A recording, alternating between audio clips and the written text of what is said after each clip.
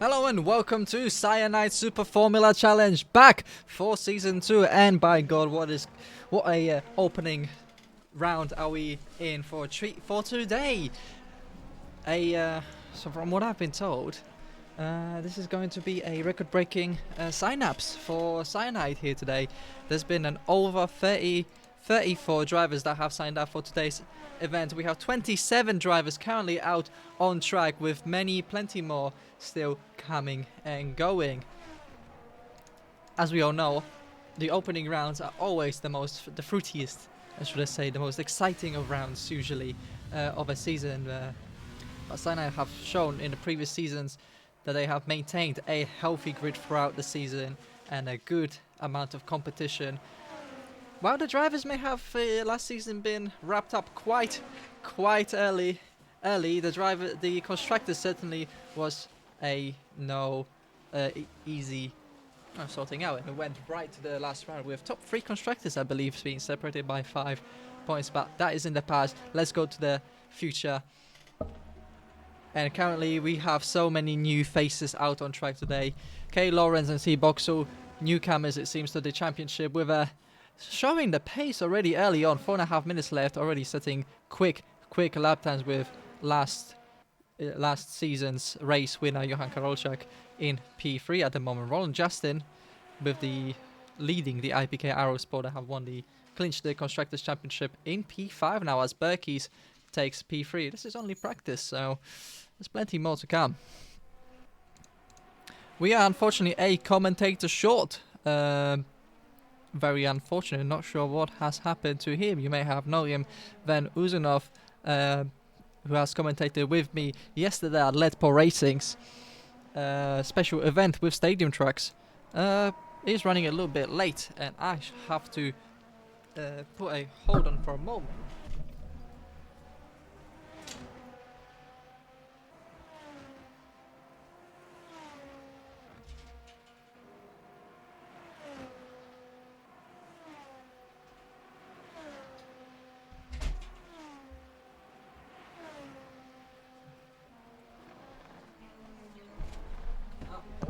For that break, 10 viewers out on stream, and we're only down on practice. Hopefully a lot more decide to join. But as we said, 27 drivers out on the track today.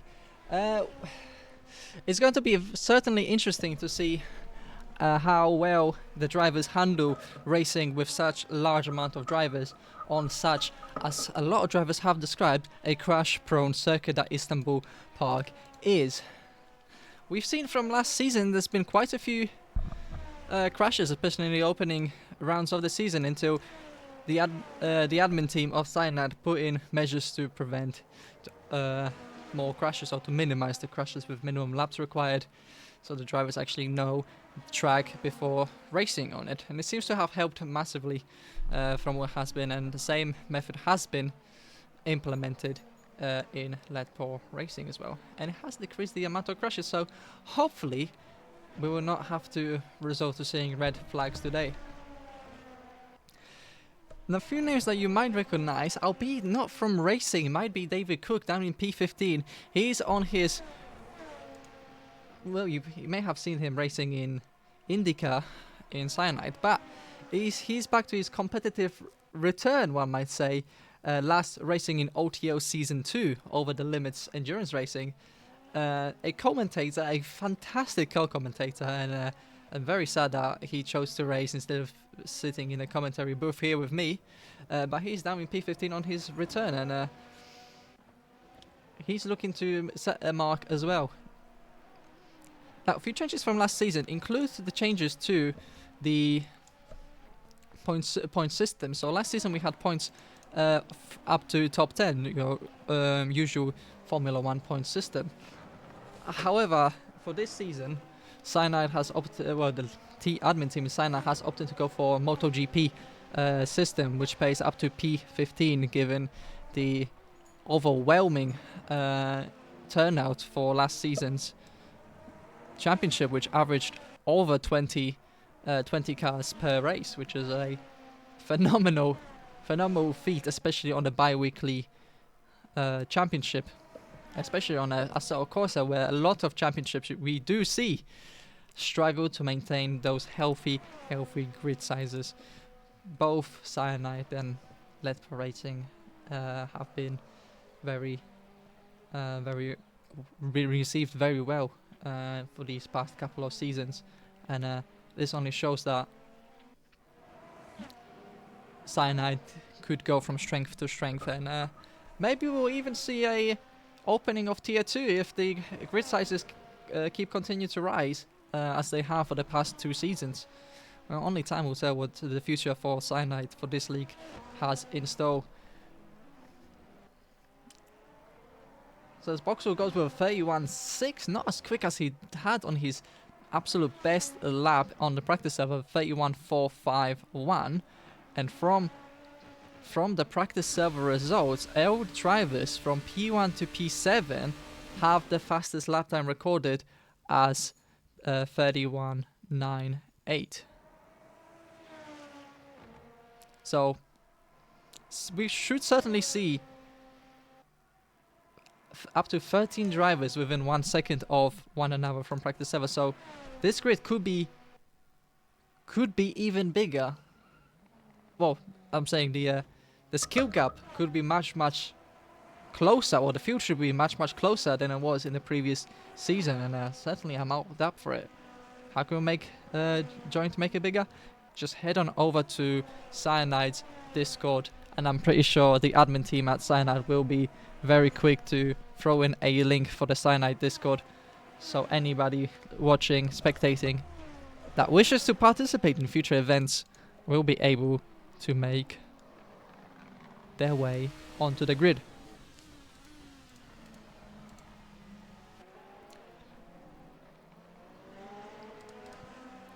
Hopefully, what would be nice? Ah, there we go. Under the stream, there's a link to join the Discord server of Cyanide. Just copy that link, join it, and click sign up. I'm sure the admin team will be more than welcome to point you in the right directions.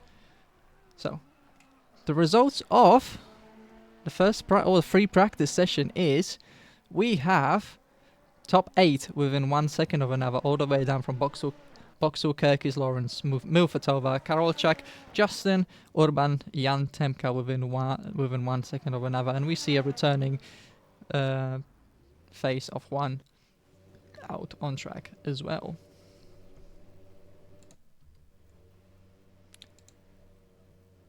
So, Johan Karolchak with a new teammate, new livery, a fantastic liveried car. Shame we have a shadow in the way that prevents me from completely showing you the liveries that we have on track today. We have this fantastic Total Energy Sentinel Racing livery with striking silver highlights, blue and yellow, as we know Karolchak's signature colors are. But this time his new teammate Chris Boxall setting the pace, with Berkey's following close behind, and quite a lovely livery as well. I reckon we're gonna see a lot of amazing liveries out here today. We have a Cyanide liveried car with Milka, number 34 right here, and Sarah Milfatova currently with a temporary livery, and here we see Johan Karolchak, the leader, I would say, of that team, as you would say, or the, I wouldn't say a main driver, but certainly the first driver. Rowan Justin back with IPK Aerosport in P6 with Urban, again for Urban Sim Racing with number 4. Jan Temka is coming back with a, is that OTO? That is indeed Over the Limit Racing livery. Juan is back with another classic Milka livery. I think that's what's been given out to drivers without proper liveries. So it will be on to Juniper Makova with the first driver to go out. Yeah, first driver to go out, it seems. It seems that real penalty is out in the bottom right. See if I can get rid of it. There we go. Much better. Much better, much cleaner. So, as Juniper makes her way around the wonderful Istanbul Park, a very signature circuit and a fan favorite for a lot of people. A lot of people seem to love the Istanbul Park. My opinion might be a bit controversial, but I think it's okay. It's an okay track. There's nothing special. That 4 apex turn, I think, is the highlight of this track. The first sector is a bit of an all over the place kind of deal. but people seem to love it, and it has given us some great races, especially the race in 2021 in Turkey, with back when Perez was Minister of Defense of that wonderful season. So let's ride on board with Juniper Markova as she makes her way around the first proper lap time. So heavy braking zone into turn 1, a prime overtaking opportunity which people might be utilizing. Tuki Gonzalez coming out of the pits, a little bit of a slipstream into giving a little bit of slipstream to Juniper Markova, might give it a little bit. Very tricky next couple of corners, 3, 4. All of them blind. That is the nature of this track. That first sector is all about those blind corners, just attacking them and relying on your knowledge of the track to be able to carry yourself as quickly as possible, as we see Francesco Livraghi spilling in front of Juniper. Shouldn't face her too much. First apex, second apex, third apex, and then hitting the final apex. Oh, just slightly wide of that apex. The highlight of this track, as I was saying, into the second heavy braking zone and an overtaking opportunity into the chicane, onto the back straight. Now we are entering sector 3. What are Juniper Markova's sector times looking? Oh, purple second sector, but Jack Olivier behind her is setting even quicker pace. So let's see what Juniper can make of this track. Another overtaking opportunity, extremely heavy zone into these wiggly section. Prime position for switchback maneuvers, as has been demonstrated by... Oh, a little bit wide. Was that within track limits? That is a good question to have. A 1:32.44. Decent pace, but Jack Olivier puts in a 1:32.0, knocking Juniper down to P2. Let's see where she ends up after more drivers cross the start-finish line. And it's Roland Justin with 1:33.6. Ooh, not exactly quick from Roland Justin. Something must have happened on his lap to put him down into 33s.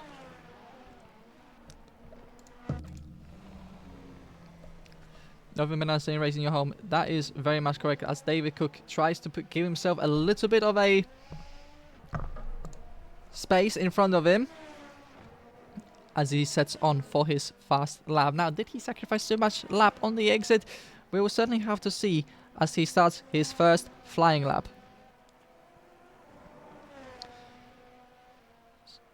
Sarah Milfetova sets a 32.7 now.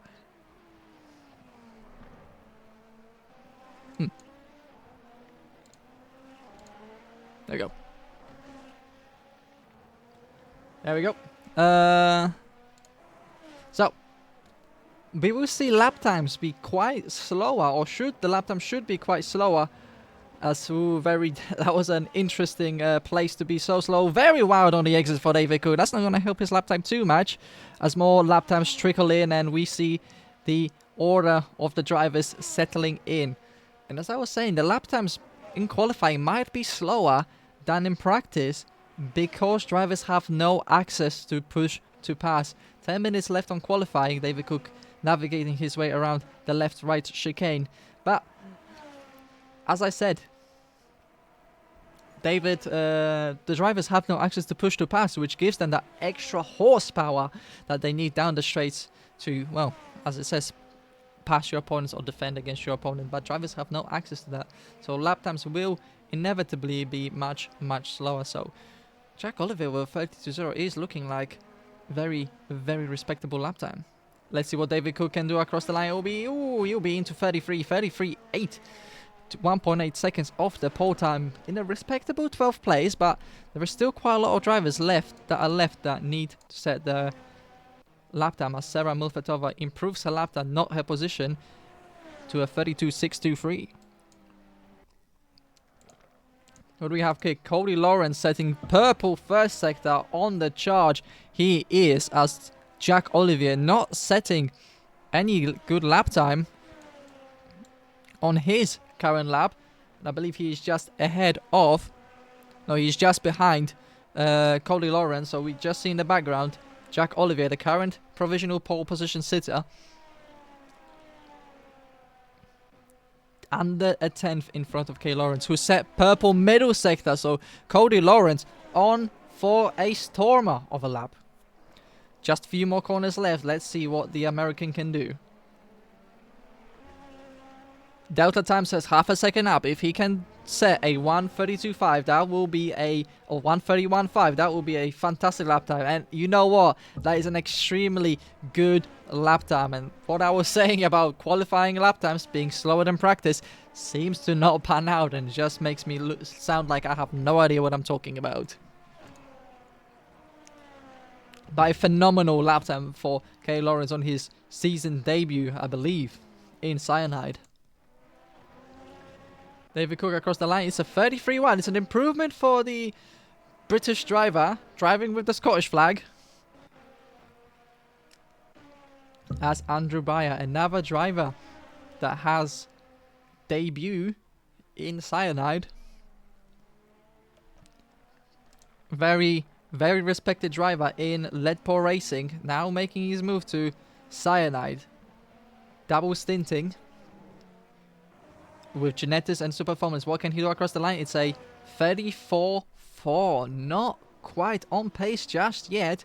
We will certainly have to see if he can improve upon his standing. Currently sitting P19. As you see, Jay Brandish, what can he do across the line? 34.3. So he knocks down his teammate from 19th position.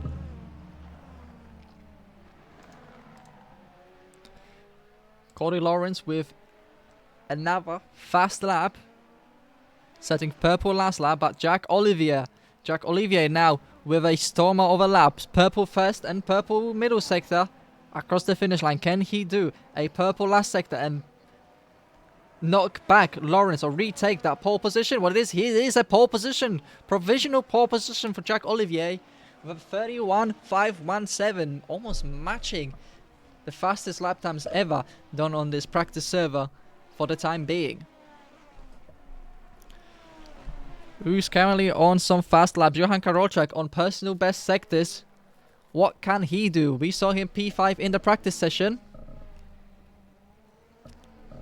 What will it be for the Frenchman? It's a 32.1, a respectable lap time. Puts himself on the podium places. And in front of C. Boxer, who just seems to be not having the qualifying or converting the pace from practice into qualifying. So one thing off for the teammate. Further down the back, we see Leslie Peters improving up to 23rd position from the bottom half. And trying to put himself even closer to that 15th place. Remember, 15th is the final point-paying position. Sarah Mulfetova down in P8. With Juniper Makova ahead of Sarah Mulfetova. These two have a history. These two used to drive for the same team in Leadpore Racing Esports before Juniper dipped and switched teams to Dogbox Racing.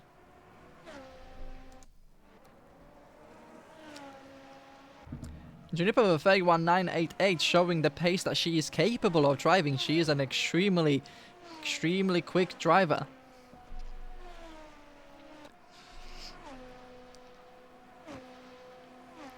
Very well known in Assetto Formula Racing.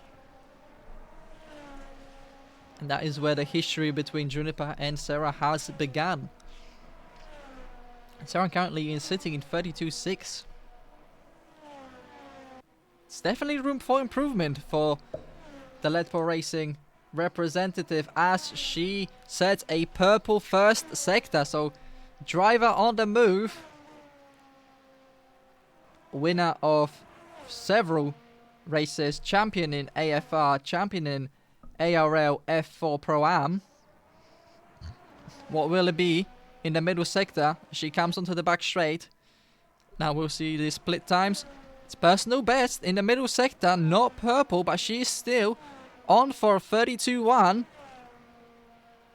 Let's see what if she can improve even further into the final corners. Can she break into the 31s? Let's see. Oh, this is looking pretty good. The delta times are dropping down quite quickly across the start-finish line. What will it be?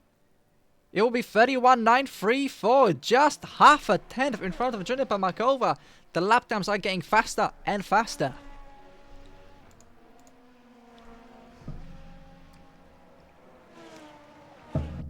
Johan Karolczyk still in 5th position, and Boxel still not being able to convert that fantastic showing in practice.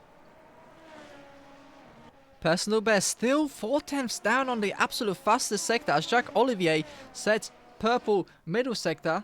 Oh, does not improve. Sarah Mulfetova sets the purple fastest sector even more so. She is looking for that pole position. Can she do it? Can she do it? That is a question. Any other drivers on the move? We have Chris Boxall. Oh, still not setting blisteringly quick lap time. He is on for 32.2. That would put him up into top 10 easily. It's not doing enough. Personal best middle sector, 1/10, 10th to 2 up. That would put her, still put her in P3.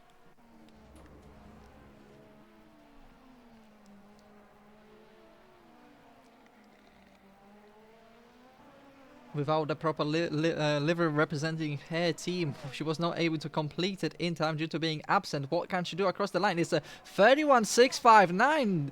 Lodges K. Lawrence down from 2nd place with a rapid lap time as Cody Lawrence is now looking to respond with a fastest first sector, 1/10 faster than Sarah managed to go in that first sector. What can he do? Can he retake pole position from Jacques Olivier, who himself is going a 10th faster, setting purple middle sector 2/10 fast, or 10.5 faster than Sarah went? This is going to be a fight for the pole position as very shortly now any drivers coming across the start finish line will be the final lap time. So Cody Lawrence, one more lap time to be able to get on board. How are his sector times? Not the best middle sector, still a 10th up on his personal best. As Jacques Olivier comes across the line, does not improve. What about Cody Lawrence? Cody Lawrence improves to 2nd place, lodging Sarah Mulfetova back down to 3rd place with a 31.592. He will be able to go ahead. Jacques Olivier is going ahead, but he's 2/10 down in the first sector. 2/10 down on Cody in the first sector.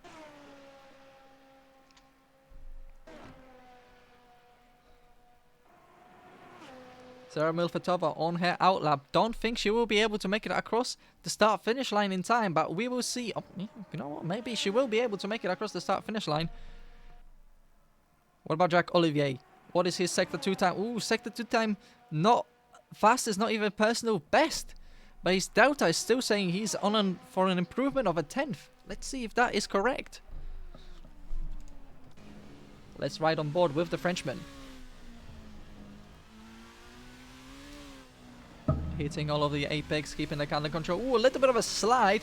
That might cost him a little bit of time. What will it be across the start finish line? 1:31.540. So that's not an improvement. As Cody Lawrence still not on ladder. In fact, I don't think that's going to be anything. Nothing's going to come off Cody Lawrence's. So Cody Lawrence will have to settle for 3rd place, as I believe Sarah Mulfetova managed to get across the start finish line just in time. And oh no, it's a spin for Sarah Mulfetova. She will have to satisfy herself with 3rd place as we switch back to Cody Lawrence, and that is going to be way slower than absolute fastest lap time. Who is the next to cross the line? Juniper Makova out on track still out on track. Not setting personal best lap times. In fact, she's 3/10 down on her absolute fastest lap time. She has a lot to make up in the following sectors. Oh, it doesn't seem like she's going to be able to. Half a second down now. It might be qualifying over for Juniper Makova as Roland Justin comes across the start finish line. Not setting up lap times. A little bit of a slipstream from Tuki Gonzalez going down the main straight. Lays into the brake, and it's a big lock up and a big mistake for Juniper Makova as Tuki Gonzalez makes his way around the racetrack. So Makova will have to satisfy herself with 4th place just behind Sarah, ahead of the IPK Aerosport, who themselves finish ahead of Johan Karolczak's Sentinel Racing.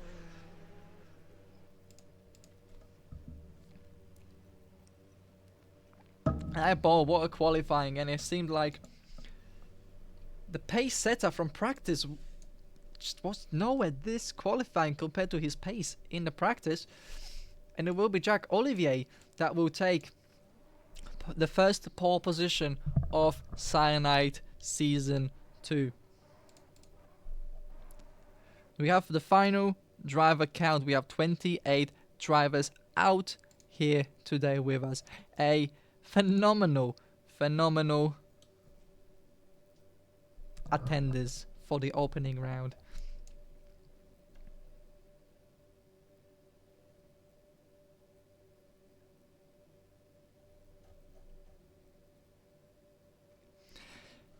Just looking down on driver comms, Tuki Gonzalez says quali was a fluke, is gonna be way off pace in the race. Rollins gonna do Diego 2.0 if this happens.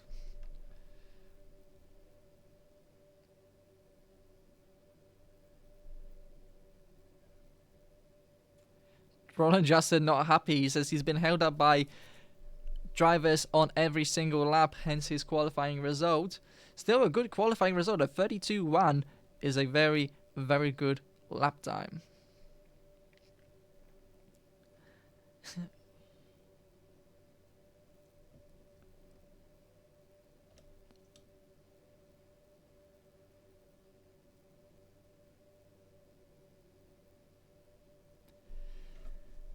Johan Karolczak is saying he was on course for 31.6, so let's see what Johan Karolczak is able to do in the race. There will be a lot of drivers that will move up and down the grid.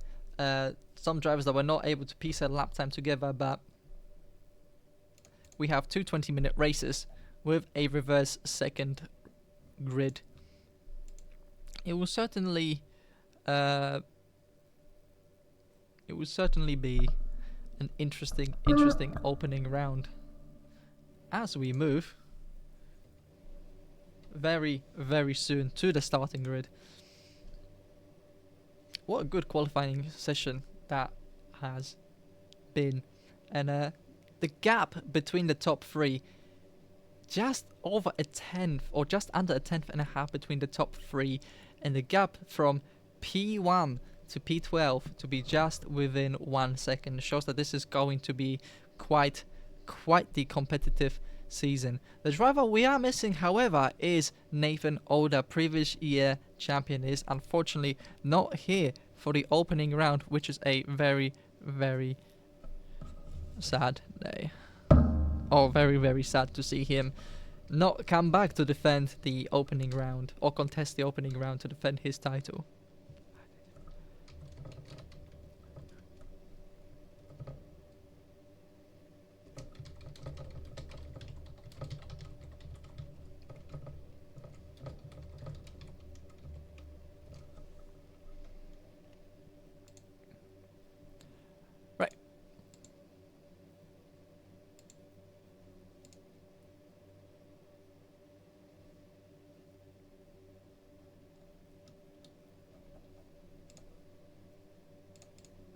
So, we're just waiting for the cars to be moved onto the grid, which we are just now.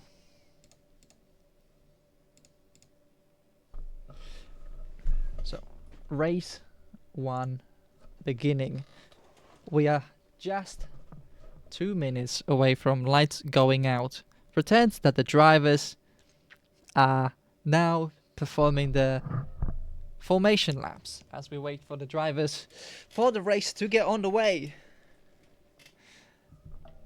Well, apologies, the microphone, I'm not exactly hitting it, it's just extremely sensitive.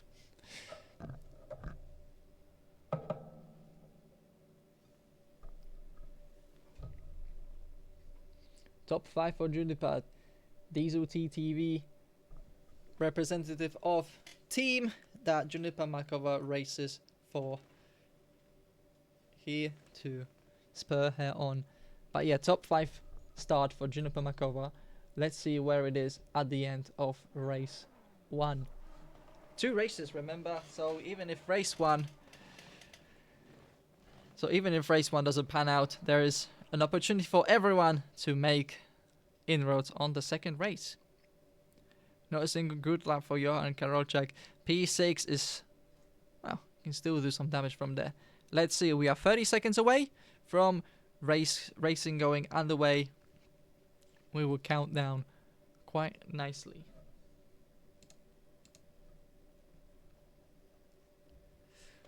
So as we say, 29 drivers. Sorry, even more.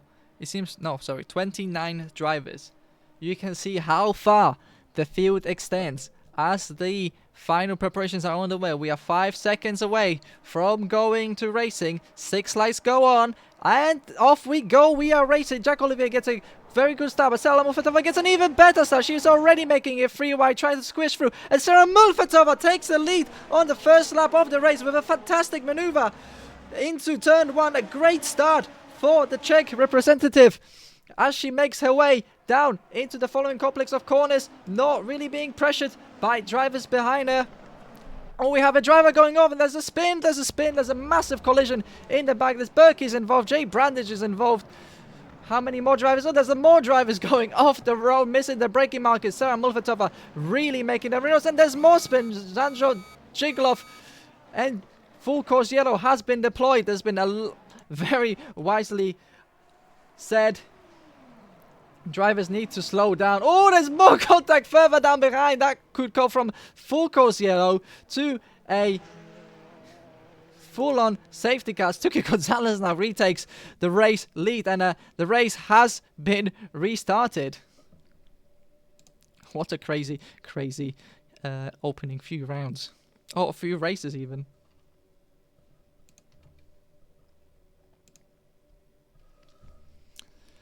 So, let's see if there has been any words from race director on the racing start.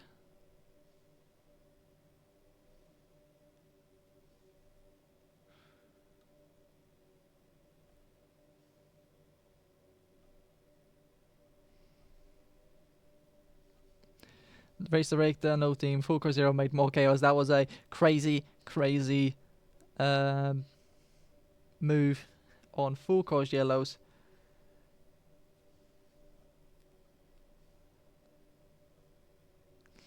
And it really shows to see which drivers have read the announcements that of full course yellows, know what full course yellows is, and this highlights the importance of reading race directors' instructions and attending race driver briefings about full course yellows and consulting the rule book.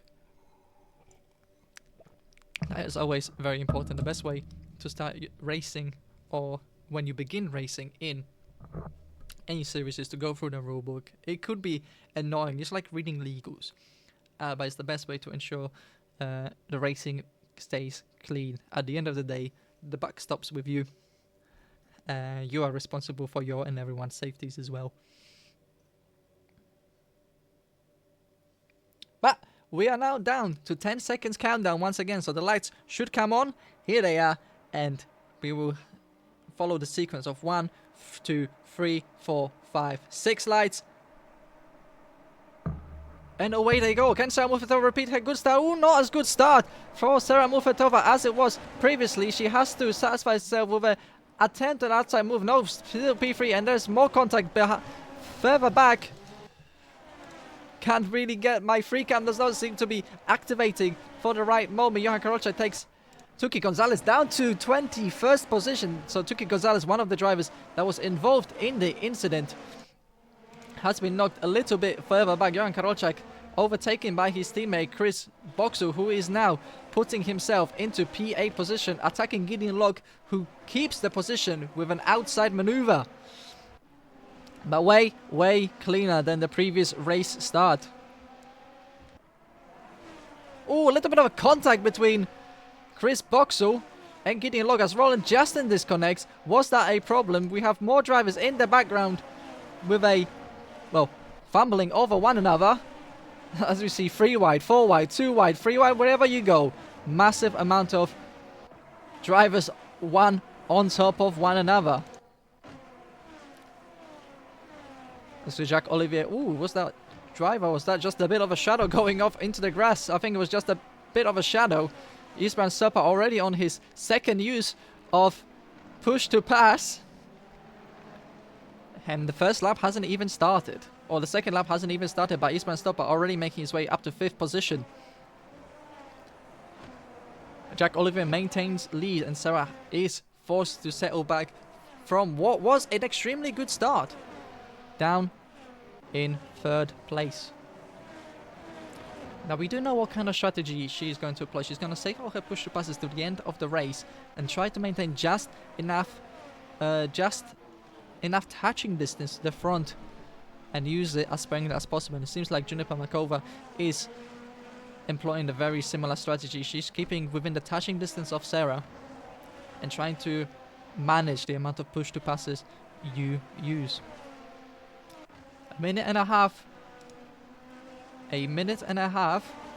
lap time. We will be in for about 18 laps. You see a massive gaggle. Juan has lost out quite a lot of positions out on the start and is now forced into quite the recovery drive. I see Berkey's on to the back of Eastbrand Stopper. Will Eastbrand use another push to pass? He does. All drivers behind and Juniper using push to pass to try and close their way up to the top trio. Few drivers are yet to use the push to passes. Vast majority of drivers have already used them.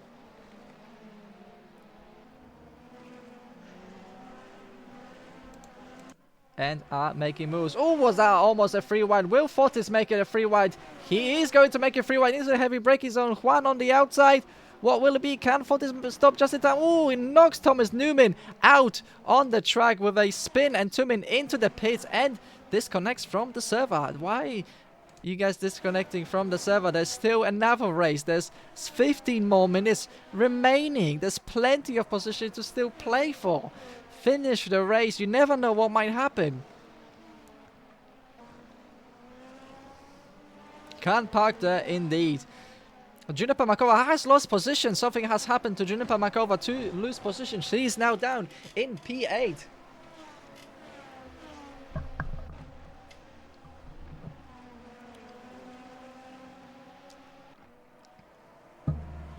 And we see Chris Boxall right behind in 9th position.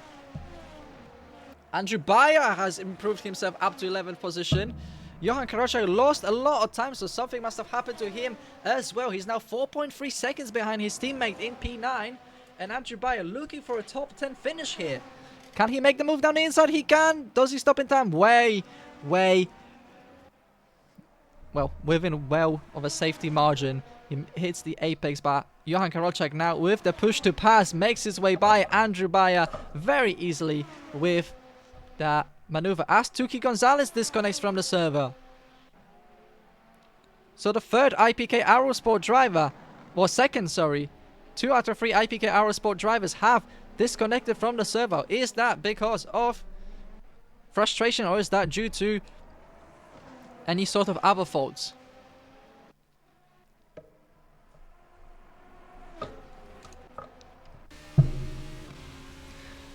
Let's ride on board with Juniper as she's in the midst of a battle for 7th position between Gideon Locke, herself, and Chris Boxall.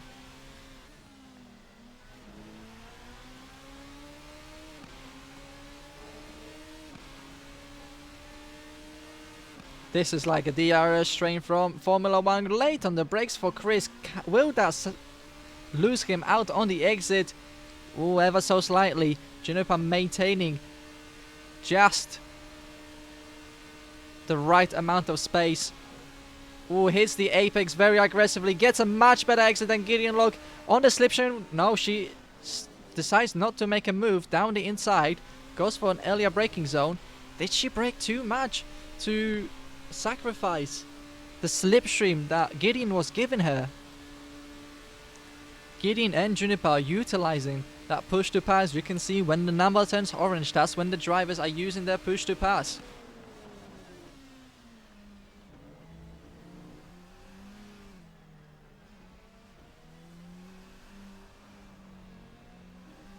Now on the exit, can she put the power down? Oh, just outside of the track limits there. Gideon Log has the power down 2/10, almost 3/10 faster than Juniper on that previous lap. Chris Boxall is sitting down and just trying to manage his push to pass. He's still sitting on 9 push to passes. He's got 2 in hand. Indeed, there is at the moment, from what I know, there is at least 2. Sarah Milfetova sitting in P3 and Juniper Makova sitting in P8.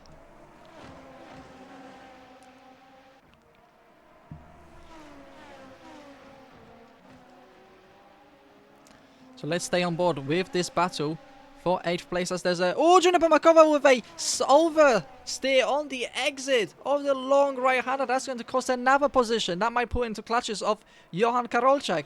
That improves Chris Boxall into P8 and gives him a straight shot into P7.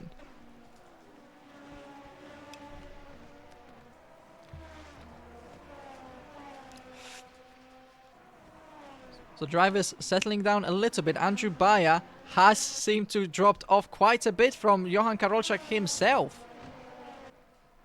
And is now under the pressure and being gone by Peter Urban. Andrew Bayer new to Super Formula to Cyanide this season as Kevin Burke's catches onto the back of Isbran Stoppa by 0.6 of a second. So we're going to have a battle for the 4th position.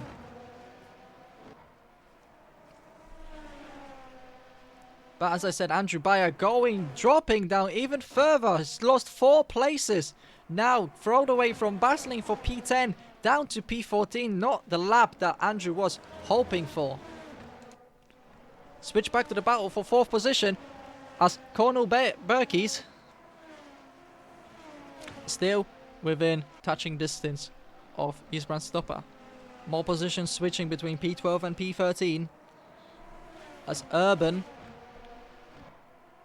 now fumbling down the order. So wonder if there has been a little bit of contact between Urban and Bayer that resulted in losing so much lap time. Oh, Santiago Vega lapped car going out of the way as Jan Temka himself is now trying to make his way onto the back of that top 4 fight. So we could see a 3-way fight for that as Chris Boxall is now on the back of Gideon Log. This is almost bab drafting level of distance. Down the inside he goes. He will have the better line through here. Gideon will hope for a switchback maneuver. No can do here. Chris Boxall makes the move way earlier as Jack Olivier sets a 31.354, the fastest lap time of the weekend so far. He's already pulled out a 3.5 second gap. But a good move for the British driver.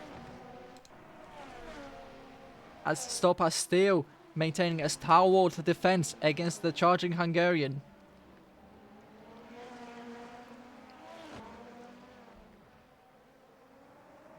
No way through there, no way through there. At the disadvantage, however, Stoppa will be later in the race. He's 2 push to passes down on Berkey. So Berkey just needs to pressure Stoppa to using up all of his push to passes, and he will be the one laughing at the very end of the race. And unlike the ERS system, oh, very wide for Stoppa right through there. That's going to very compromise his exit. Luckily, the straight is much shorter than the following one. Berkey has to go earlier on the brakes, but he's got a much better exit. And we can see Jan Temka now with an 8/10, under 1 second. The Polish driver for Over the Limit Racing. Berkey's around the outside, Isbran defense. Can he make a move around the outside? Switches a backhander. He's still there. Isbran putting the car in the right places. Can he capitalize on compromised line from Stoppa and get a much better exit? Side by side they go into turn 1. They will go side by side. Who's got to come out on top? Berkey has the speed, but Isbran has the outside line. Can break a little bit later. Ooh, Colonel Beggs, just a little bit of a wheel touch between 2 drivers. But Berkey's still there. Isbran Stoppa maintaining the inside line. Can he hang it around the outside again? He can. He's doing it. He's got the inside for the following corner. Berkis will have to call it quits and let Isbrand stop out right by. Good wheel-to-wheel driving between these two drivers as Jan Temka now arrives on the scene.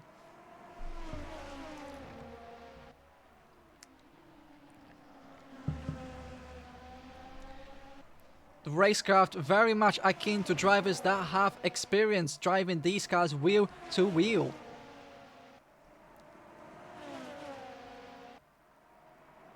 Now on the exits, Berkis here once again. Isbrand Stopper goes inside to defend. Can Berkis make a hang it around the outside like Stopper has been for the first sector? No, he's forced to concede the place, but he will have the slipstream once again. Push to pass used from Berkis. Isbrand Stopper opting not to use it, and instead he's gonna try to use the slipstream of the car, which is sometimes enough to overcome not... Oh, free wide into the final section. Isbrand Stopper trying to hang around the outside. Jan Temka looking for an opportunity to make a move. No can do this way. Stopper has to satisfy himself with 5th place as Berkis makes his way by. But it was a crucial strategic move for Stopper to not use that push to pass and negate the 2 push to pass advantage from Berkis. Unlike ERS, these push to passes do not regenerate. You only have a set amount of uses as Jan Temka is coming off the worst in terms of strategy here.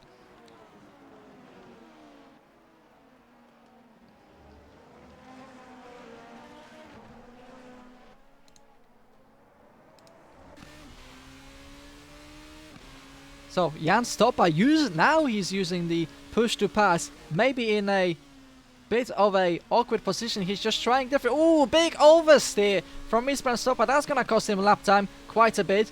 Just runs out of push to pass. And Berkis now will be able to mash that push to pass and drive himself away from the chasing Stopper.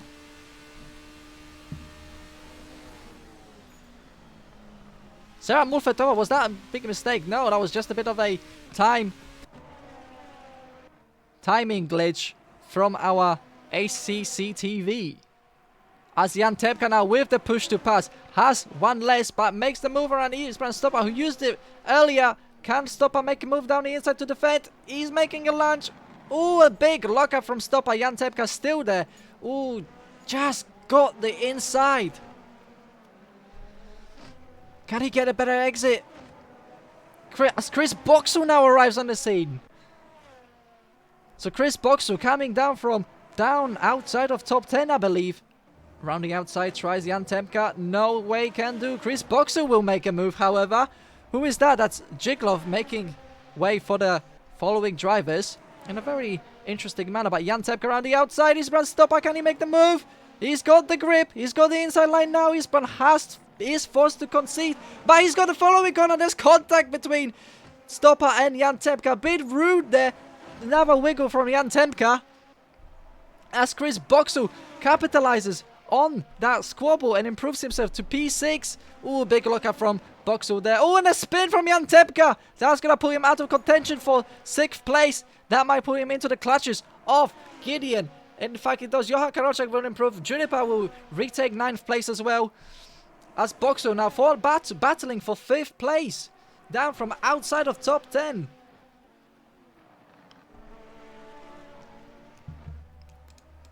I need a little break for my voice. Tell you that much. And Chris Boxall makes a move down the inside. Isbrand Stopper using his push to pass much earlier in the lap. And Chris Boxall, very easy move. But Isbrand there with the dive down the inside. Oh, there's a little bit of contact. Both cars maintain control, but a little bit damage will be sustained to Isbrand's front wing. And he makes a dive down inside again. And he comes off 2nd best.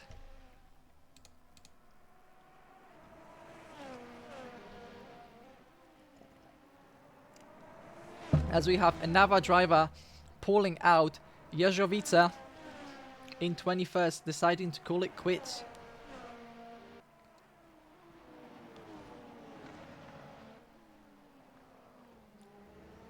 The top trio has now stabilized in terms of who has the advantage, so I reckon there will be no much movement in the top 3 unless any of them make a mistake. and we have Peters now calling it quits as well.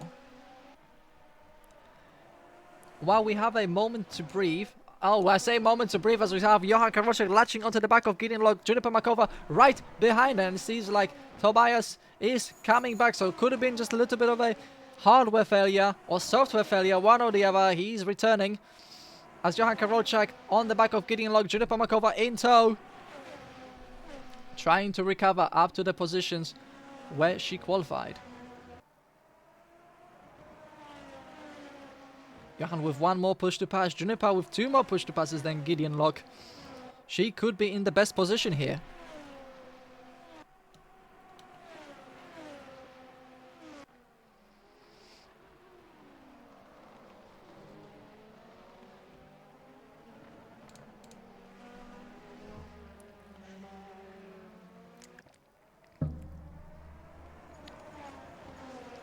So half a second between Johan and Gideon. Let's see if Gideon will employ what Stopper tried to do a few laps earlier to try and maintain that parity with the other drivers in terms of push to passes.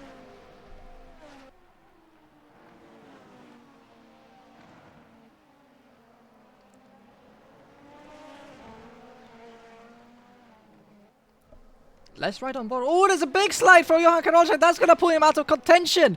So Johan Karolczak with a self-inflicted mistake coming out of the complex, puts himself out of contention. Juniper will now have to make a quick move. That would have certainly caused her to make some evasive maneuvers. So such was the closing distance and the slow and almost leisurely nature of Johan's spin. He's still able to keep the 9th position. But Johan is going to be very frustrated at himself as we will be entering. Let's have a look where the drivers are. We will have 2 more laps remaining, so next lap will be the penultimate. Juniper with 2 push to pass advantage will now be able to make very good inroads on Gideon Log, who has no push to passes left.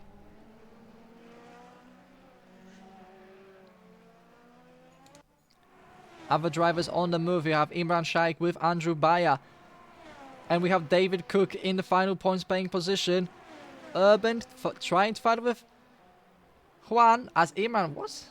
That was a very interesting letter of intent from Imran Shaikh. There was absolutely no way he was making it from those. That was a 3 postcode difference in terms of distance. As Peter Urban takes 2 tenths out of Juan. This could be the closest battle on track at the moment. Juniper closing to just 1 second away from Gideon Log. We'll monitor the lap times very cautious, well, closely. Jan Temka 9 tenths behind Johan Karolczak. Sarah Mulfetova now out of push to passes herself as Leslie B. Peters returns for the racetrack.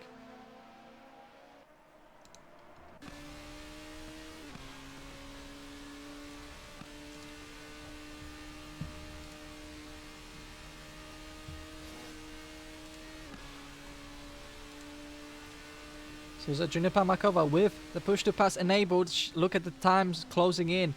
3 tenths gained on that back straight. 4 tenths gained now on that back straight. We are on the final lap. Olivier has crossed the start finish line. And this will be the final lap. Juniper Makova now with closing up rapidly. She closed that gap rapidly onto the back of Gideon Log. And this could be very pivotal for the American driver. Liberal use of track limits. I believe Cyanide are racing with similar rule set as we do in Ledpo Racing, where the curbs determine the track limits as well, or are part of the track limits. Now the key is for her to stay within this distance, 4 tenths to 3 tenths. That's where she needs to be. That will give her the best attacking opportunity onto the final straight with push to pass. Keeps it nice and clean. The car very much on the limit. You can see it. Car wanting to rotate too much. Juniper having just the right feel for the control of the car.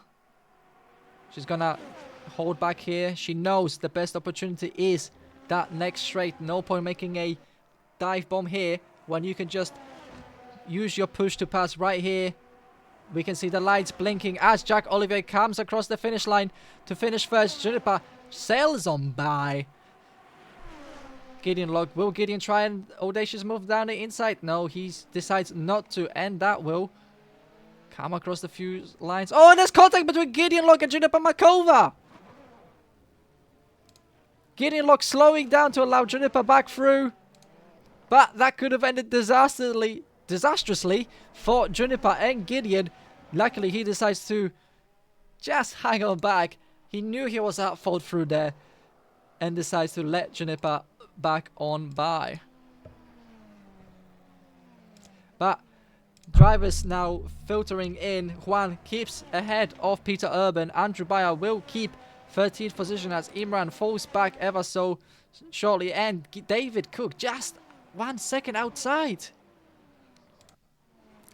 Livragi will take P16.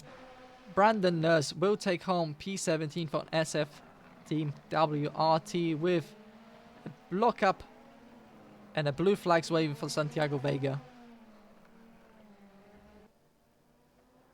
who comes across. We'll have Jiglov in 24th, Peters in 25th, Tuki Gonzalez 26th, 27th for Jay Brandish, T. Newman 20th, and Lucas Principe will be in 29th. But congratulations to race 1 winner. The opening race goes to Jack Olivier, who controlled that race start to finish, albeit maybe helped on by a race restart that let him keep position, that gave him a second chance at a good start. But regardless, you can tell the gaps. He was in control of that race throughout. There was no guarantee that Sarah would have kept that first place had the race not restarted. Cody Lawrence will take second place with Sarah Mulfetova in third place. Cornel Burkis will take fourth, will stay ahead of Chris Boxall in fifth place, with Isbrand Stopper in sixth place. He would certainly feel like he could have done more.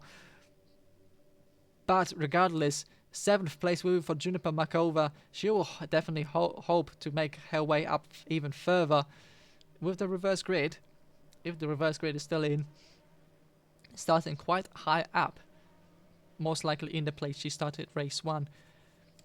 Gideon Locke will take 8th place, Johan Karolczak in 9th place, Jan Temka will take 10th place, Juan 11th, Peter Urban 12th, Andrew Bayer 13th, Imran Shaikh 14th, and David Cook will be 15th, the last of points paying positions.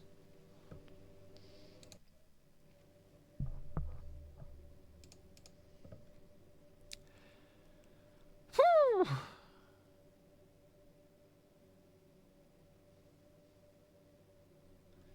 Let's see, it seems like there's been a little bit of a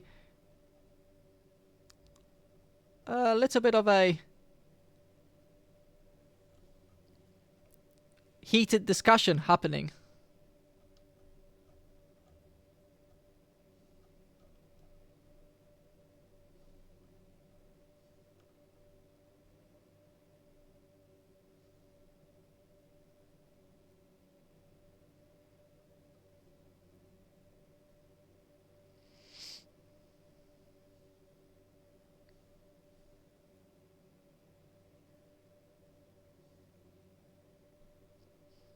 Yeah, there's a little bit of a heated discussion happening in the race chat. Obviously,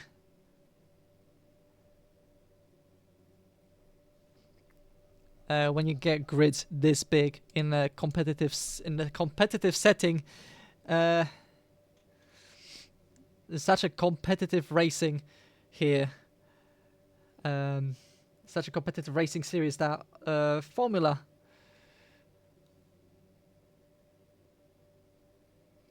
And apparently Russell got disqualified.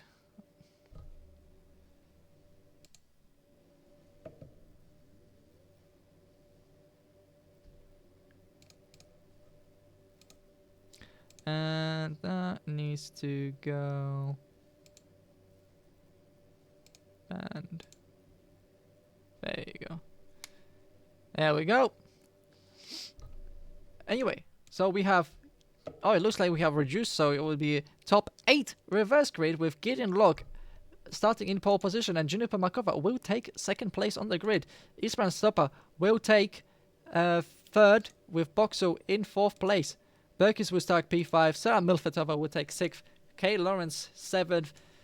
Jack Olivier will take P8, and the rest of the race will be as finished in first event.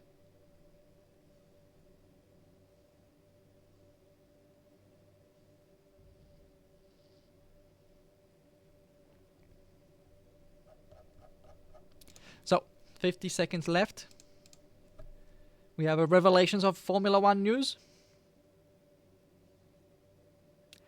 We'll see. We'll see for Liv Raggi if there is a lot of action surrounding him. We will go wherever the action is.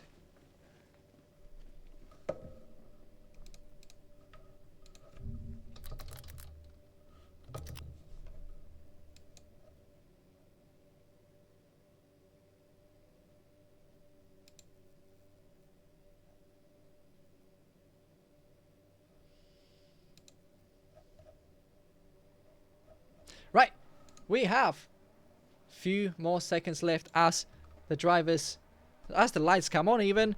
We have 6 lights coming on, and 6 lights will go off.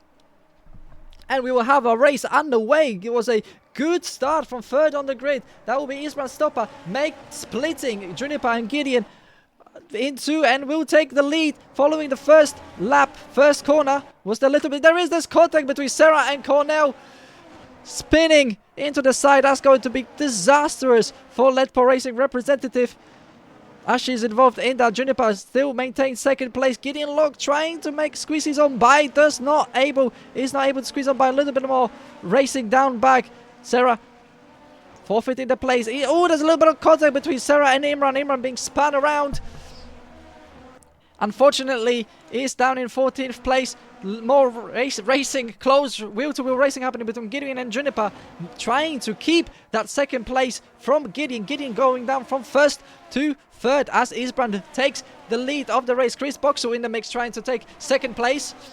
Juniper still in the lead, goes very defensive on the inside. Gideon forced to the outside, trying to make a move, was almost there, is shown their door, and has to take a compromised line. Juniper takes that place. We have so many cars, one on top of another. Jack Olivier, the race winner, trying to make on by. Johan Karolczak up to P7. Juan up to P8 as well.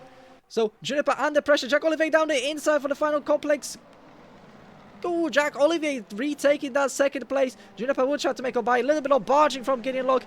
He will have a compromised exit as a result. Juniper retaining third position still. Jack Olivier promoting himself up to second place. He's gonna sit on after Isbrand Stopper as Gideon making a move down the inside. Can he do it? Ooh, he just makes it, but there's a little bit of a wiggle from Gideon Locke and is forced out wide. Managed to regain control of the car, but will be plummeting down the order, down to 13th, now 14th position, as Sarah regains up to 12th place. Not where she was. One opening first lap of the race as Juan makes his way by Johan Karolczak. Johan Karolczak has been shoved down the order quite a bit as well. Francesco Livraghi now up to P11, just outside of top 10. As Sarah Milfetova makes her way down to P11, and there's going to be quite the recovery drive for her following the opening lap. Well, let's switch back to the top 3 or top 4 as Juniper under pressure from Chris Boxall. We know how quick he was in the practice session. Pressure in Juniper on the floor. Can he make a move around the outside? No, Juniper takes defensive line, keeps that third position. And my voice is going quite a lot. And now Boxall down the inside does not have the speed. Juniper, both Juniper and Chris using those push to passes. Juniper takes the wider line. She has the inside line. Very compromised line, mind you. Chris Boxall around the outside. Sweeps. Can he make it around? He can make a move around the outside. A little bit of a touch from Cody, I think, on Juniper, as Jack Olivier says the fastest lap of the race. And Juniper is shoved down to P5. What an opening few laps. Cody Lawrence seemed to have just gone a little bit wide on the exit of turn 1. That compromised him a little bit. Juniper is still within touching distance. This battle for third place is not yet over. Very much so, I have to agree with you. And it's going to be a very interesting fight towards the end of the race. And I reckon the push to pass will be key for the rest of the race. Indeed, and we have my co-commentator joining in quite late. He's only joining us for race 2. Speaking of race 2, I need to make sure we do have race 2 graphics on the board as the battle continues for 10th position for 9th position even between Johan Roland and Sarah Mulfetova, and more action happening even up ahead as we see it. I believe that's Juan trying to join that battle for the podium places, and Olivier already on the back of Isbrand. Just 5 minutes in, he's trying to regain the lead and go for 2 for 2. Very much so, and I think it's going to be really interesting with the driver right now. And Johan's made collision with Roland Justin apparently, so it's also quite a spicy fight between those two, Roland Justin and Johan. Carlos Zakas looks behind them, Sarah Mikhailova. It's going to be very interesting to see how that fight will also develop. I think that we're going to see something very spicy in there. But right now, the drivers in the lead are kind of cruising around realistically right now. I wouldn't say that they are cruising around. They're going full on wheel-to-wheel racing. We know how aggressive Isbrand can be with wheel-to-wheel racing. Aggressive but fair as he tries to make a move around the outside, switching to the inside. He goes on Jack Olivier. We know you can hang around the outside of turn number 3. Switches it to the inside. Jack Olivier will retake that spot. Very, very nice and collectively driven by the Frenchman. And Isbrand is already 1.5 seconds back. He's getting pulled into the clutches of that battle for P3 as Juniper loses. Well, I wouldn't say loses. She's still in P5. Keeping in touch. Ooh, very sideways on the entrance for Juniper as she tries to maintain touching distance with Lawrence as Boxer is going for second place, hopefully. Yeah, very much so, but I'm looking right now at the push to pass usage. Sarah has not used any push to pass, so I reckon she's saving that for a very big push later on during the race. We know her strategy is always to save them until the end of the race and just use them one after another, as Juan now 3 tenths behind Juniper. Juniper already using her push to pass. Juan saving them, trying to use that slipstream of the car to keep himself within touching distance. He knows he might not have the speed here if both of them using it. Oh well, in fact he does know there is no point because you both gonna have similar horsepower. Slipstream is not as effective with both of you use push to pass. David cooks up his position up to 14 now as Johan, Sarah Mikhailova and Roland Justin are now battling 2 tenths between each other, so it's going to be very interesting to see how that fight will develop into turn 1. As right in front of me, Sian Tempkila, as Sarah's going to go for the outside. Oh, she doesn't, but she tries to. Oh, there's a swing. That's a half spin. Sarah spins out. A rare mistake from the Czech driver. She's usually very, very heavy on consistent driving. We know how consistent she is. So very rare mistake from her. But that is a very, unfortunately, I have to say that is a very easy mistake to make. As I have done a few laps in practice, and I already can say that that curve is very tricky. And if you take too much throttle, well, that's you out of the race, like we just saw right there. Not really out of the race, but definitely out of contention with the heated up tires now as well. So Lawrence and Makova have dropped Juan and put themselves into contention. This one goes very wide on the exit of the corner. Into contention for second place. Cody Lawrence trying to make a move on Boxer, who's only 3-4 tenths behind. Yeah, very much so, but I think that was just a late maneuver, I think, from Cody to try and force Boxer into a mistake potentially, which I don't think has worked out, unfortunately, as Cody is now very much out of slipstream range, and he needs to start getting that pretty soon, I would say, if I'm being honest, because slipstream in these cars is crucial to keeping up with the car in front. Indeed, and it's also a good strategy to employ when you want to preserve your push to passes. Put yourself in the slipstream close by. Let the driver ahead use a push to pass, and you will only lose about a tenth or 2 on the straights. You will make that up in the braking zone quite easily. But you will regain that push to pass on your opponent, which is very crucial, especially when you're in the latter stage of the race. As I'm looking at the push to pass usage, the highest I've seen right now is 8 push to passes left with 11 minutes left to go. So those drivers are going to be spamming them towards the end of the race.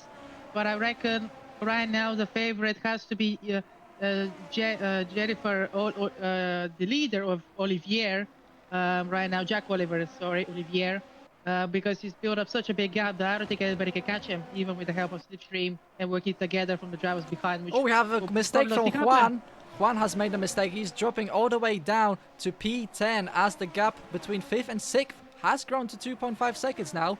Johan in battle, in contention for as Boxo and Isbrand Stopper almost side by side coming into the chicane. Ooh, big wiggle from Chris. That's going to allow Cody through quite easily on by. And that could even allow Cody a chance to attack Isbrand Stopper. And in fact, he does. Around the outside, he tries to go. Chris Boxer down the inside. That was audacious attempt. He will be side by side with Cody Lawrence. Tries to switch back under. Will he try it again? Ooh, very early on the brakes. Retakes back. Isbrand very wide for Isbrand Stopper. That will be track limits. Even on the grass still.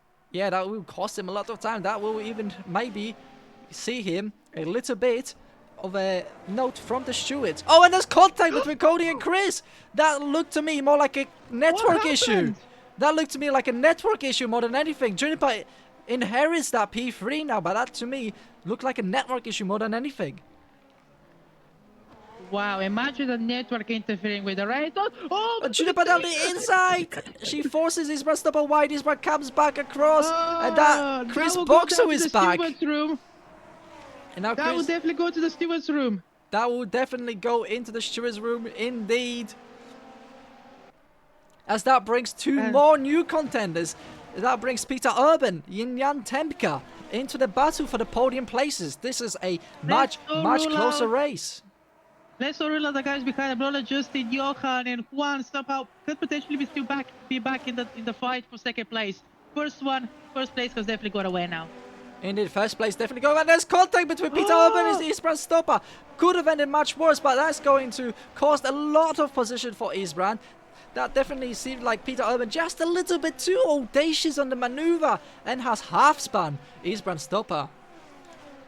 And that has promoted both Roland and Johan out to P5 and 6 respectively.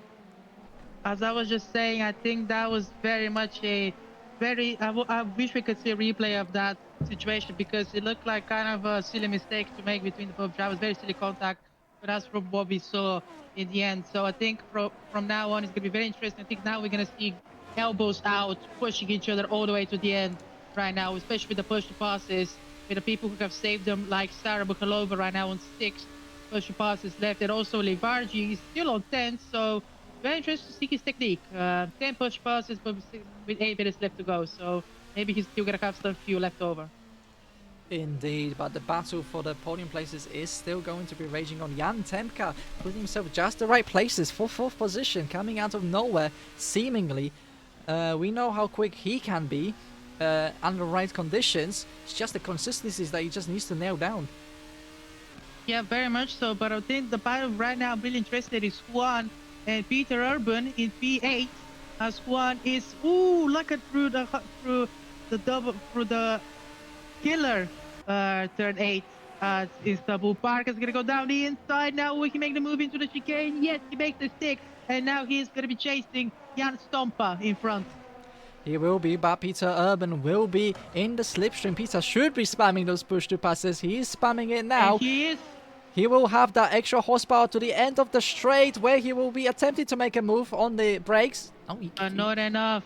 Not enough. He decides to keep it a little bit cleaner, as Juniper is just 7/10 behind. Chris Boxall fighting for second place, moves up gains half a second on that second place. Yeah, very much so, but Peter is still giving up that position, that card, as he tries to force Juan into a mistake now, which is a very tricky corner where he can make a mistake. Very much so. They have both got away with it. 7 minutes left to go. All gloves are out now, as even in the back mistakes are fighting as well for positions like P80 and P90. So it's great to see that fighting all around the field as they're gonna go side by side, and it looks like Juan has still come out ahead, but that's not gonna help him chasing down Jan Stompa. Indeed, as that brings Berkey's back into contention for that 7th or 8th place. But it looks like Eastman Stopper is slowly pulling away as Juniper really on the tail of Chris Boxu through that killer tornado. The arrow wash must be killing her, but it doesn't seem like it. Look how close she is. She will attempt a move. I would have thought she would have stayed on back to try and get slipstream. Oh, I thought I was nearly running rear contact right there between both cars, but clearly they have avoided contact. Now let's see. He's gonna be using a push pass. Yeah, Tepli is using push to pass. He's ready left on 2 push to passes with 6 minutes. He might be exposed to some of the people at the back. But Makova, just with a slipstream power, has got into second place currently. And Bushi making that boost ticket to Shigase. Yeah, she went with very deep braking and very brave braking. Yeah, Tepli is fighting as well in the background for P4 with Roland Justin. Roland Justin, one of the drivers, like I said earlier, not to rule out of this race. He's still very much in contention for second place. Johan Karolczak on the back as well, still in the battle for that podium places. There is a 5-car battle, P2 to P6. One is off again. One is off again. One is off again at the end of the chicane. I'm not sure what happened there, but his second race has got even worse now, even more in the dump, as now he is behind Sarah Mikhailova. Indeed, she is now back up to P11, still far down from where she finished in first race, but could have been higher, but a rare mistake from her prevented her from being now most likely in the battle for the podium place. Yeah, very much so. I think that was very much a frustration mistake to make, but you always have those, not everybody's invincible, and I think that was just one of those moments. But regardless of that, now Chris Boxall is bringing up the pressure. Now he's within slipstream range. He should be, but he's not still in the... As they go 3-1! 3 wide through turn entrance off turn 8. Conal Burkies has to use all of his skill to keep the car in control. That was a very audacious maneuver, or audacious moment with 3 wide through that corner. Hardly ever goes correct as Johan now with push to pass on Jan Temka. He's gonna make his way by. And who is that? I'm not sure who is that out on the grass. There's more contact. There's contact between 4 cars going. That's Jan Temka, Johan Kalczak, Tobias Jeżowica, and not sure who else, but that was 4 cars in contention. I'm surprised. There we go, full course yellow being deployed as Johan Karolczak calls it quits. And Jan Temka is coming into the pits clearly to change, clearly to fix damage of some sort or even change tires, because you can't drive this thing with overheated tires. As Berkes has also lost lower positions. What happened? So I believe Berkes was in those lower positions, but something must have happened to him as well, as the race is neutralized. Juniper Makova has lost the position to Roland Justin, so something must have happened between these drivers. Can we just talk about Jack Olivier? 80 seconds in the front now. That is some incredible whole lapping. I think that's quite extended due to the full course yellow. Yeah, but still, you can't keep that in mind as well, that he has driven a phenomenal race. As soon as he got in the lead, he just drove away. So congratulations to him on very much looking like a certain victory. We're not sure when we're going to see the yellow flag go out, but very much impressive drive. As Jan Tepler rejoins the 11th place after his pit stop. As no Glinian and Locke is now passing him. I'm not sure what's going on there. They need to sort it out between each other. As David Cook is also in the pit. As the yellow flag is ending now in any second now. In 5, 4, 3, 2, 1, and full course yellow has ended, and now there is fight for second place can restart. Well, that looked like quite a slow reaction from Juniper. Roland Justin seemed to have gotten the jump. The revs just were not climbing fast enough as soon as that full course yellow just went off. I think the drivers right now are going to be pushing to the limits as the tires have now had a chance to cool down.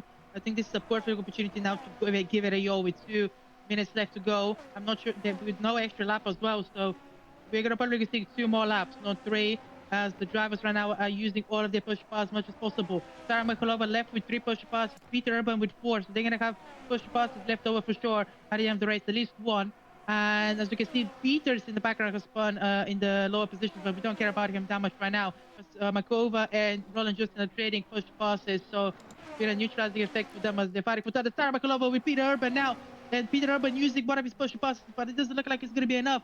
Defend from Sarah Mikhailova, who I believe also used one, and there you go. She goes down the inside up to 7th position of Peter Urban as she climbs that curve very beautifully and takes that position away from him. As now we're also switching. I'm sorry that I'm rambling. I should give the word to Maddie any minute, but this is so exciting that I just want to keep commentating over this. As Makova now attacking Roland Justin again. for me, one of the favorites going to the championship overall, let alone this race, as they go side by side into the uphill, now into the downhill section of the second roller, just to be the inside gains the position back. Well, Juba Bakova will try to get a better exit to try and set him up better for the next quarter. As also Jan Stompa is also rejoining this fight for third place now. As second place has gone away now. Boxer has also grown a gap to 4 seconds now with this Kobeling as well adjusted. Oh my god, I was deep from Jan Stompa. I thought we might have seen something very dramatic, but it started. And Juniper has got a lot adjusted now. Very deep from Lauren Justin right there. But Juniper Makova has capitalized on that with a switchback onto the inside. Wasn't able to put the power down. Juniper regaining that third place for how long? Roland now has the slipstream. One push to pass a piece as Roland has to take evasive action. That's going to cost him a lot of time. But Makova without push to pass, and Jan Stompa the only one left with push to pass. So one more lap, he's gonna get at least 2 push to passes, you would reckon, for a chance on third place. Roland Justin will have to think maybe about the team's championship to let Eastbound go, but he doesn't seem to be playing by team rules. He wants that position still on that 4th place. He wants that podium place as well, but Eastbound in the better position here. 2 push to passes for him. He can spam them as much as he wants. The drivers ahead of him even, Juniper, without push to passes, he just needs to get within that range of strike, because if he carries on falling back further and further, Juniper will be way outside of his push to pass attack range. Yep, very much so, like you mentioned, but I think the slipstream getting it on the back straight is crucial for an overtake into the chicanes at the end of the straight. And I think the most impressive thing I've seen today is by far Olivier's dominance to the front after he got in the lead. He just completely grown that gap, and the drivers, of course, fighting behind him has enabled that, but you can't take that away from him. Absolute dominant drivers. Cody tries to pass Roland Justin now, but he does have enough power from what you can see. Not a bit. Oh, actually, the line is good into the double right-hander, but it's a quad right-hander, but he has to back off. Cody Lawrence with a little bit of an internet issue. As we see, see him teleporting quite a little bit on the back. Tofan, not a little bit. He's messed up. Roland Justin makes a mistake. That's going to be costly. That might allow Sarah Mulfatova by as well. Where is she in relation? Roland Justin just recovering. He will put him under pressure from Sarah. The lead is crossing the line any minute now. That's all well and good. We are still on the battle. With the fastest lap. As Jack Olivier wins 2 for 2, he's pressed the ball with a late move. That was an extremely late, audacious move, and Juniper Makova is knocked out. That's going to be a slam dunk penalty for Ismail Stopa. That was too late on the move. Has nudged Juniper Makova down to P6. Oh, that's a heartbreak for the American driver who was on course for a good podium finish. And she's definitely not going to be happy about that. Oh my god, there was a lot of action though, in the space of 20-minute races. A lot of action. It's always a lot of action when it comes to Super Formula racing, especially when you get a slew of them, 29 drivers on the grid. You are bound to have action, good or bad. There's always going to be action. As Francesco Livargi, without using a single push to pass, finishes the P14. Only imagine what he could do with push passes. As well was a lot of action for sure in that second race. First race I can't confirm, unfortunately, as I was outside with the friend and I got stuck in traffic, unfortunately. That's my excuse that I'm gonna use for missing all qualifying and race 1, which I'm very sorry about. Very unprofessional of me, I know. But regardless of that, we saw a lot of action, and I hope you enjoyed Matt's commentary. You know, I think he did a phenomenal job, as he usually does, and I'm very sorry that I wasn't there for him in race 1 and race 2. But regardless of that, what a phenomenal action, Matt, in the second race. And it has been a lot of great action up and down the field. Double victory for Jack Olivier. It would have certainly been, it looks like he's making himself an early title contender with 2 for 2 and a pole position, I believe, to boot as well. That's going to certainly put him in contention, especially I would love to see his pace compared to previous year champion Nathan Older. And let's see, seeing how he would compare against that. We know how he compares against the rest of the field, of which there seems to be a lot closer than last time. A lot of drivers have brought their A game. Chris Boxer, another newcomer, he's been very impressive, coming down from outside to top 10 in race 1 to now being in second place on the podium. a lot of good new drivers have joined this grid, and it just shows that this series is on trajectory going up. Yeah, very much so, like you said. And I think that we're also going to see a lot of action from the stewards. Let's not forget that. But I think also the amount of people we had in this race was also a very record breaking. We had nearly 30 drivers in this race. So it's incredible to see that. And of course, a lot of incidents are due to happen, but that's racing. And that's what happens when you have so many different varying skills on display. I mean, we saw some phenomenal driving. I think Olivier's performance was something to note, of course. Yeah, I think it was just a phenomenal race from them. And Boxer as well, as soon as he got into the second place, even though the drivers, of course, fall behind him, you still need to have that skill and pace to keep up and get away in second place, to get away from the slipstream, which, as I said earlier, it's detrimental to making an overtake and staying in touch with a person in front of you. Indeed. Sorry for interrupting. Interviews? Indeed, yeah, we can go for interviews depending if drivers are in the mood for some interviews. I don't think a lot of them are, so that's why I haven't brought it up yet. I think only the leaders are going to be the ones who want an interview right now, to be honest. Indeed, so we will see who is here for an interview while we wait. Whew, there's a lot of, there's certainly a lot of talking points between the drivers at the moment happening in the chat. Essentially, Bayer seems to be up for an interview. Shall we drag him in? Yeah, let's drag Andrew. Yeah, let's drag him into here. Let's see where he is. Hello, Andrew. How are you today? Today you've had your first experience of cyanide racing with the Super Formulas. How was it out there for you? It was well, there was quite a lot of carnage on the track, as you saw.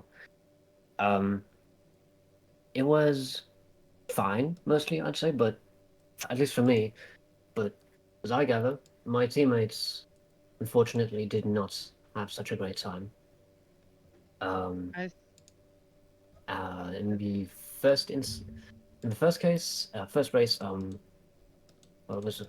What can I say? There were like only a few instances where I actually made a mistake. And yeah, in the first race, I'd say I did everything what I could have done. But in the second race, I don't know if you saw it, but someone else, another car, like what was it? I actually don't know what lap. I think for the first lap or something, just came spawned out of Shadow Realm and went right into me. I think it was a very purple looking car, so one of the cyanide cars. I'm actually not sure. It definitely had one of those liveries. And then from then on, it was just kind of a mission to see what I could salvage. But the thing is that if I ever get caught up in big incidents like that, it just tends to kind of send me down this long, beaten path of more sloppy driving. To varying extents, of course, but it happens like that. Yeah. Sorry to interrupt. My question to you is, Andrew Bayer. Yes. Of course, we saw a record-breaking grid in the opening round. This round, of course, we had in race 1 we had 28 finishers, and I think the same number in race 2, maybe 27. I'm not sure, but of course, in the real-life Formula 1, the grid is limited to only 26 drivers.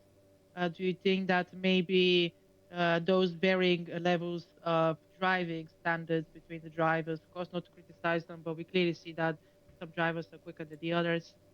Do you think that perhaps cyanide needs to be stricter in terms of the pre-qualifying rules ahead of round 2 and for the future of the championship? I would probably agree so. I mean, I saw it firsthand. The first race, there was a lot of shit going on in the first time. I managed to just so barely snake my way through, but then yeah, there was a restart, and I think for just about the same thing could be said for the first race after the restart and the second race. There's a lot going on. I certainly did my best to try and not be a major contributor to all that carnage. Although I myself could not fully escape it.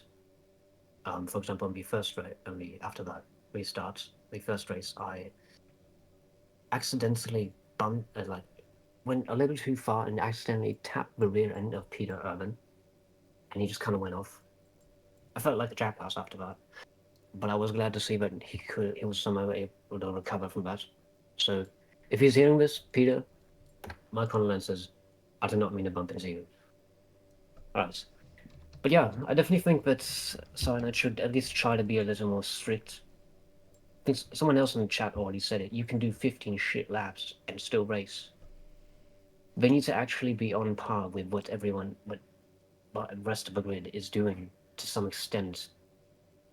Because if not, well, those 15 laps won't have much to say. Yeah. Andrew, of course, my next question to you is, what are your expectations going into round 2? Are you think gonna be? Do you think that you're gonna improve your position, or do you think that maybe you're gonna be stuck in that midfield places ahead of next round, or is it too early for you? I'm not very familiar with Shanghai. In fact, I've never even raced there. I've only heard of the circuit, but I've never raced there. As for whether or not I will be able to improve, most likely, yeah. I mean, I'm only I'm only gaining more experience. I'm not losing any. So, as for my teammates, I don't know about them. I can only hope they too will improve. But I definitely think that if they just stick through it and don't get caught up in all those fine details, I think they'll definitely be able to improve. They did it this time, and I'm sure they'll do it next time. Indeed. Okay, and Thank you. Andrew, final question from me to you is, who was your driver of the day without saying yourself? Driver of the day. Well, I can't be sure. Odd question to ask a driver. I can't be sure. I don't know if I would even consider myself as driver of the day. I said not yourself. I know. I was just saying that. As for my teammates, I don't know as well. I mean, their race unfortunately didn't go that well. But given my perspective and everything that I experienced, I would probably give the honorary title of driver of the day to Peter Irvin for being able to somewhat recover from the absolute misandry that I bestowed upon him in the first race. So, yeah, I'll probably give it to him. As for anyone else, I can't tell because I didn't have too many interactions with them. But yeah. Well, thank you, Andrew, for the interview. I look forward to commentating over your second race, second round of the championship at Shanghai. Thank you for the interview, man. It's been a pleasure. All right. Indeed. So let's bring in Sorry, Mother, I didn't let you ask any questions. No, that's perfectly fine. I think it's been a bit too long with an interview, as we have our two-time race winner, Jack Oliver, here with us today. Jack, two-time race winner on your debut with the Season 2. How was it out there for you? You seem to have controlled this weekend with an iron fist. Yeah, it was fun. I messed up quality completely. But then the two races went pretty well, so yeah, the quality was a bit of a mess. Like, there's so many people on track, it's impossible to get it clean up. Like, I'm sure it's the same for everyone else, but like, I think I got only one clean lap and I messed it up. So yeah, but in the races it went pretty well. I know it was a mess for a lot of other people, but it was pretty okay for me.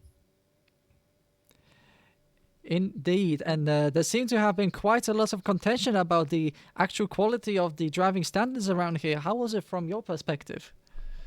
Well, the thing is, in race 1 I started from pole and I didn't see anyone else for pretty much the whole race because I just stayed ahead.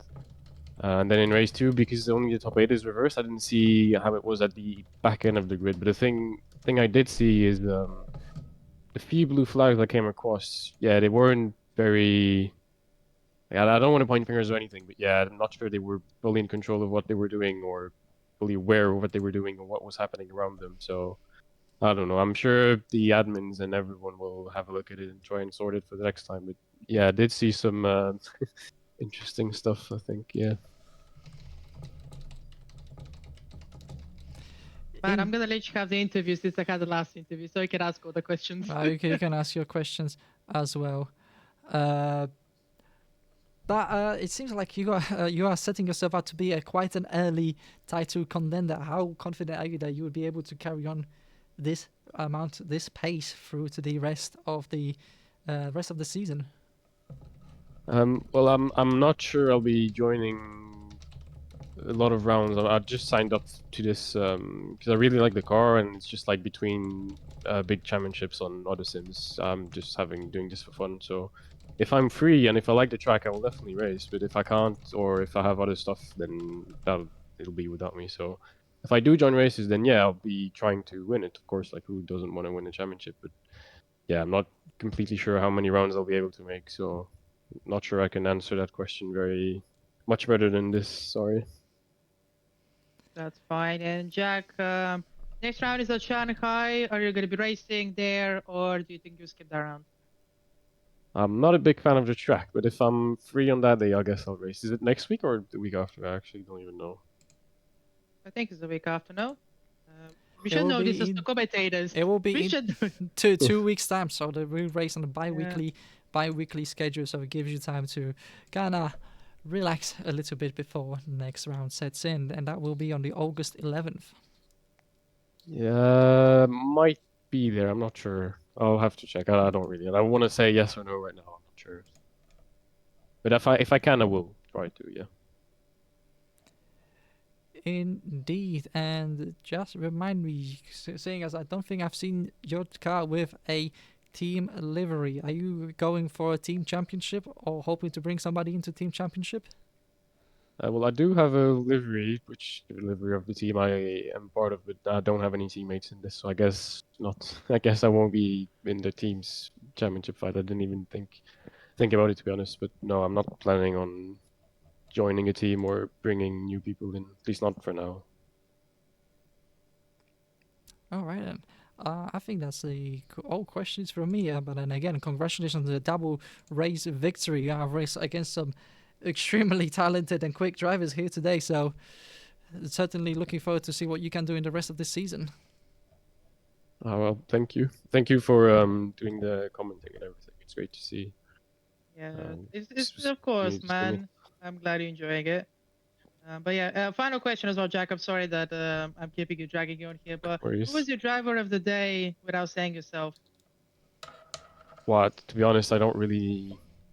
I don't think I can really answer that because I don't know anyone pretty much.